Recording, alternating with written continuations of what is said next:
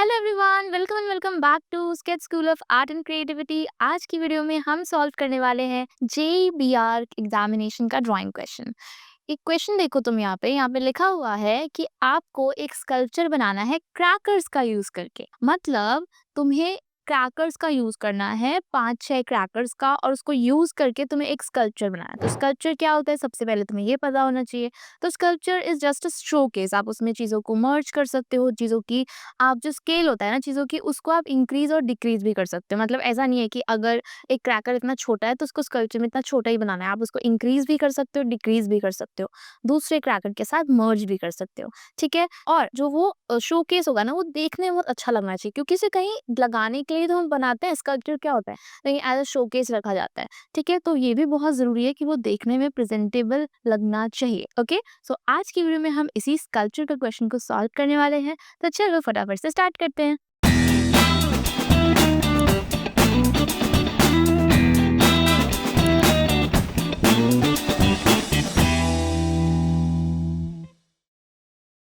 सबसे पहले हम यहाँ पे हॉराइजन लाइन और वैनिशिंग पॉइंट बनाएंगे, क्योंकि मैं स्केच को 2 पॉइंट पर्सपेक्टिव में बनाने वाली हूँ। जब भी आपको कुछ चीज़ डिज़ाइन करने के लिए मिलता है, चाहे वो प्रोडक्ट डिज़ाइन हो या फिर स्कल्पचर डिज़ाइन हो, वहाँ पे हम क्या यूज़ करते हैं? या तो हम 2 पॉइंट पर्सपेक्टिव यूज़ करेंगे या फिर हम आइसोमेट्रिक यूज़ करेंगे। अब हम 2 पॉइंट और आइसोमेट्रिक ही क्यों यूज़ करते हैं? क्योंकि उसमें आपको ऑब्जेक्ट का लेफ्ट साइड, राइट साइड और टॉप पार्ट ईजिली विजिबल होता है, जिससे कि डिज़ाइन क्लियर हो जाता है, ठीक है? तो इसीलिए या तो आप 2 पॉइंट पर्सपेक्टिव यूज करो या फिर आप आइसोमेट्रिक यूज करो। ओके, सो बेसिक डिजाइन आपको एकदम रैंडमली नहीं बनाना है। पहले उसके बारे में सोचो, उसको डिजाइन करो, रफ स्केचेस बनाओ, रफ स्केच को फाइनल करो कि हाँ ये मेरा रफ स्केच है। अब फाइनल है कि यही बनेगा और कुछ इसमें ऐड नहीं करना। सेटिस्फाइड हो जाओ अपने रफ स्केच से, उसके बाद आपको फाइनल स्केच पे जाना है। क्योंकि हम बिल्कुल एकदम से जब स्केच बनाना शुरू कर देते हैं और हमें लगता है कि नहीं, अरे ये अच्छा नहीं लग रहा, फिर इरेज करो, फिर नहीं ये भी अच्छा नहीं लग रहा, फिर इरेज करो, तो क्या होता है कि आपको बहुत टाइम लग जाता है और इरेज करने में, न्यू डिजाइन सोचने में इतना ज़्यादा टाइम चला जाता है कि आपको स्केच बनाने में बहुत टाइम लग जाता है। इसीलिए रफ स्केच हम पहले बना रहे हैं तो बेटर रहेगा, ठीक है? रेंडरिंग पार्ट आप पहले proper basic sketch technically correct बना लो, उसके बाद स्टार्ट करना, ठीक है? अब देखो, जब हम स्केच बना रहे हैं ना, तो हमें क्या ध्यान रखना है, क्योंकि हम यहाँ पे कुछ चीज़ डिज़ाइन कर रहे हैं, तो उसमें सबसे ज़्यादा इंपॉर्टेंट चीज़ क्या होगी कि आप डिज़ाइन प्रिंसिपल्स का यूज़ करो। जब भी हमें कुछ भी डिज़ाइन करने के लिए आए, लोगो, स्कल्पचर या कुछ भी और, तो उसमें डिज़ाइन प्रिंसिपल का बहुत ज़्यादा रोल होता है, ठीक है? बेसिक जैसे कि बैलेंस, कि एक ऑब्जेक्ट के मुकाबले दूसरा ऑब्जेक्ट कितना बड़ा है, ठीक है? या फिर एम्फेसिस, कौन सा ऑब्जेक्ट सबसे इम्पोर्टेंट है। आई नो कि डिज़ाइन प्रिंसिपल थोड़ा सा कॉम्प्लेक्स होता है, लेकिन वो बहुत सिंपलर हो जाता है जब आप उसे स्केच में ऐड करते हो और आपका स्केच बहुत अच्छा लगने लगता है, ठीक है? इसलिए डिज़ाइन प्रिंसिपल्स आना भी बहुत ज़रूरी है, ठीक है?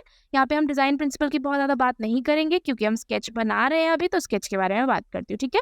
अगर मैं रेंडरिंग पार्ट की बात करूँ, तो तुमने यहाँ पे देखा कि कई पार्ट पे सिर्फ पेंसिल कलर यूज़ करा गया है और कई पार्ट पे मैंने ब्रश पेन के ऊपर पेंसिल कलर लगाया है। अब हमने 2 मेथड यहाँ पे यूज़ करे कि हाँ, मिक्स एंड मैच। कई जगह पे ब्रश पेन के ऊपर पेंसिल कलर और कई जगह पे डायरेक्टली हम लोग पेंसिल कलर को ऐड कर रहे हैं, ठीक है? तो इसका मतलब क्या है? इसका मतलब ये है कि आप दोनों में से कोई भी रेंडरिंग टेक्निक यूज कर सकते हो। ऐसा नहीं है कि आपको यही वाला रेंडरिंग टेक्निक यूज करना है या फिर यही वाला रेंडरिंग टेक्निक यूज करना है, ठीक है?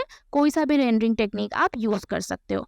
ओके, तो हर किसी का रेंडरिंग टेक्निक अपना होता है कि उसका पेंसिल कलर में अच्छा स्केच बन रहा है या फिर ब्रश पेन के साथ अच्छा स्केच बन रहा है या फिर किसी अदर मीडियम में अच्छा स्केच बन रहा है, ठीक है? तो कोशिश करो कि डिफरेंट डिफरेंट स्केच की रेंडरिंग करो, फिर उसके बाद प्रैक्टिस करो, समझ में आ जाएगा कि कौन सा फाइनलाइजेशन आपका सबसे बेस्ट है, ठीक है? लेकिन गाइस, जो रेंडरिंग होती है ना, वो लास्ट पार्ट होती है। उससे सबसे पहले इम्पोर्टेंट ये होता है कि बना कैसा पा रहे हो, स्कल्पचर ठीक बन रहा है कि नहीं, वो रिलेट कर रहा है कि नहीं टॉपिक से। जैसे कि यहाँ पे क्रैकर है, तो अब किसी ने सोचा होगा कि क्रैकर से स्कल्पचर बनाना पड़ेगा, तो क्रैकर से भी आपका स्कल्पचर अच्छा दिखना चाहिए। ऐसे ही स्कल्पचर के क्वेश्चंस आते हैं जेईई में। आपको एक और बार आया था म्यूजिक स्कल्पचर बनाने के लिए कि आपको कुछ म्यूजिकल इंस्ट्रूमेंट से स्कल्पचर बनाना है ना? तो आपको कोशिश ये करनी है कि हर ऑब्जेक्ट को मर्ज करके या फिर उसे साथ में रख के आप किस तरह से स्कल्पचर बना सकते हो, ठीक है?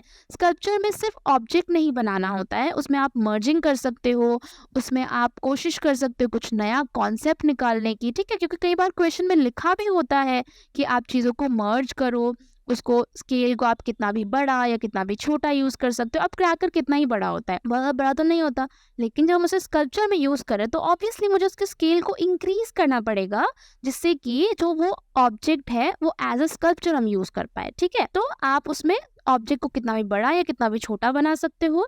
साथ ही में आप उसमें मर्जिंग कर सकते हो, एक ऑब्जेक्ट को दूसरे ऑब्जेक्ट में मर्ज कर सकते हो और फिर फाइनल डिज़ाइन तैयार कर सकते हो। और फिर जब फाइनल डिज़ाइन तैयार हो जाता है, उसके बाद जो यहाँ पे जो ये सारी चीज़ें हो रही है, जो रेंडरिंग हो रहा है, उसको आपको ऐड करना होता है, ठीक है? ऐसा नहीं है कि तुम रेंडरिंग के बारे में सोच रहे हो कि नहीं अच्छा प्रेज़ेंट नहीं होगा, अच्छा प्रेज़ेंट नहीं होगा। मेन चीज़ है आपका डिज़ाइन।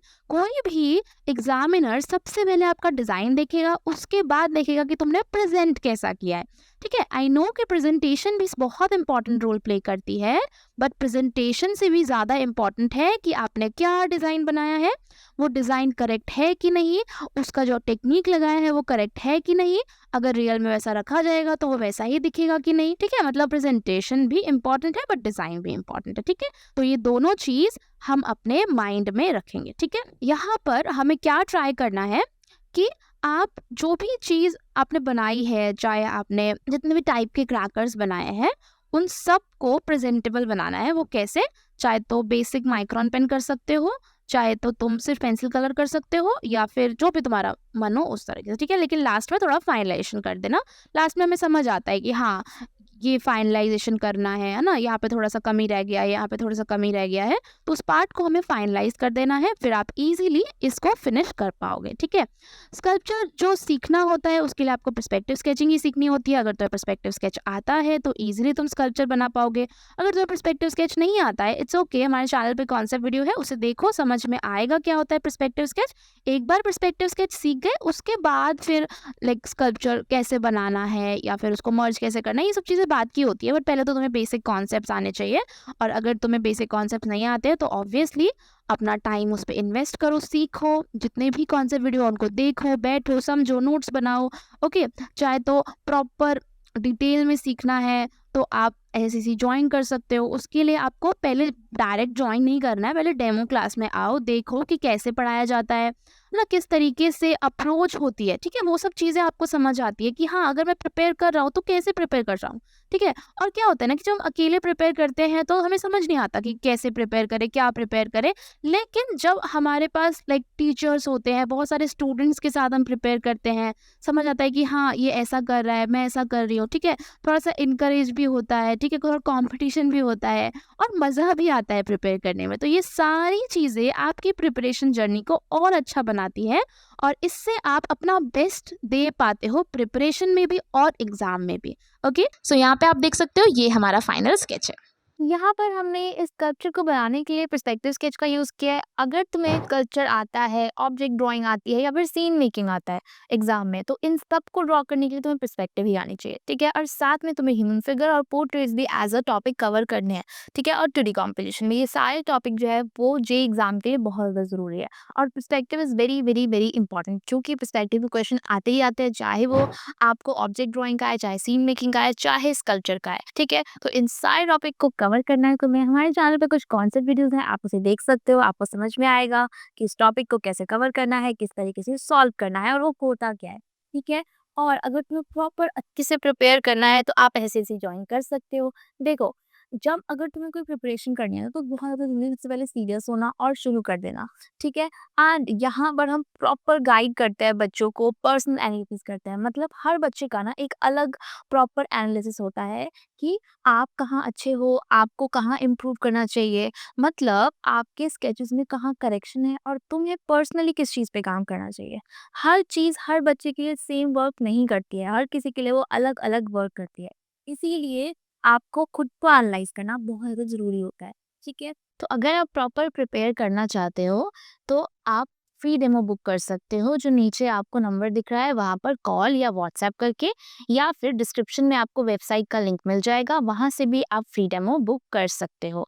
देखो, एसएससी एक प्रॉपर ऑनलाइन इंस्टीट्यूट है, इसीलिए आप घर बैठे आराम से अपनी प्रिपरेशन को कर सकते हो। तुम्हारे स्कूल, ट्यूशन्स इस पे कोई भी इफ़ेक्ट नहीं पड़ेगा। सो फटाफट से जाओ और डेमो बुक कर लो।